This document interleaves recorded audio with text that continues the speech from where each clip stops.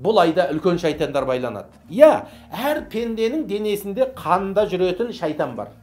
Әр адамның қанында жүретін шайтан бар. Бірақ бұл шайтанның өзі осы айда әлсірейді. Өйткені неге? Сіз аз тамақ ішесіз. Шайтанды күшейтетін, қанымыздағы нәпсіні күшейтетін нәрсе тоқшылық. Өйткені Абай атамыз айтады, қарны тоқтық, жұмысы жоқтық аздырар адам баласын дейді. Кейбір адам тойып секіреді, кейбір адам тоңып секіреді дейді.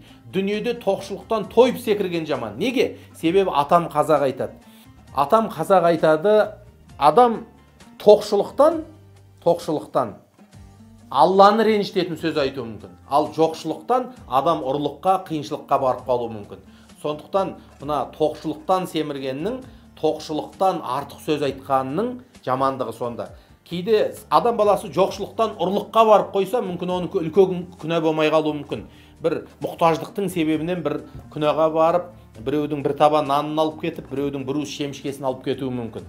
Сондықтан ал тоқшылықтан адам біліп-білмей сөйлеп, үлкен күнәға душар болып қалуы мүмкін. Мінекей, сол тоқшылықтан азшылыққа, тамақты азайтатын кезеңге келіп жатырмыз ағайындар. Керемет кезеңге келіп жатырмыз. Алланың бір нұры жауатын кезеңге келіп жатырмыз. Осы оразаға байланысты есіме түседі. Бір апамызбен араластым, оның жұбайы бар еді. Үлкен қызметтер атқарған кеңестік кезеңде. Сол үлкен қызметтер атқарған көкеміз құмар ойнағанын қоймайды, зейнетке шықса да арақ шарабын қоймай, бұрынғы ортасынан үзіліп кете алмайды ғой енді. Оған имамдар да уағыз айтады, мүфти де уағыз айтады, ешбір адамның сөз өтпейді. Ағайын туысқандар да айтады. Неге? Ақылы бар, даналығы жетеді, абыройы бар, ақшасы жетеді, ешкім тыңдамай қояды ғой.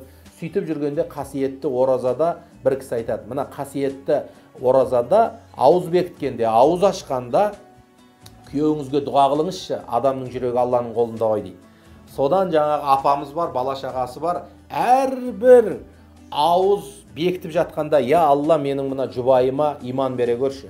Мына бойында құтыла алмай жүрген құмар ойындарменен арақ шараптан құтқара көрші деп, әрбір ауыз бекіткен кезде, әрбір ауыз ашқан кезде жан таласып сұрайды ғой. Құданың құдіреті оразаның соңғы 10 күні басталатын кезде жаңа көкеміз айтты дейді ғой, бәйбіше, мен ваннаға түсем деп. Бейсауат уақытта түсе бересің ба деп, жоқ, мен ваннаға түсем деп жуынып шайынып шықты да, таза киімін киді да, қыбыланы көрсетші деп айтты дейді ғой жаңа кісі.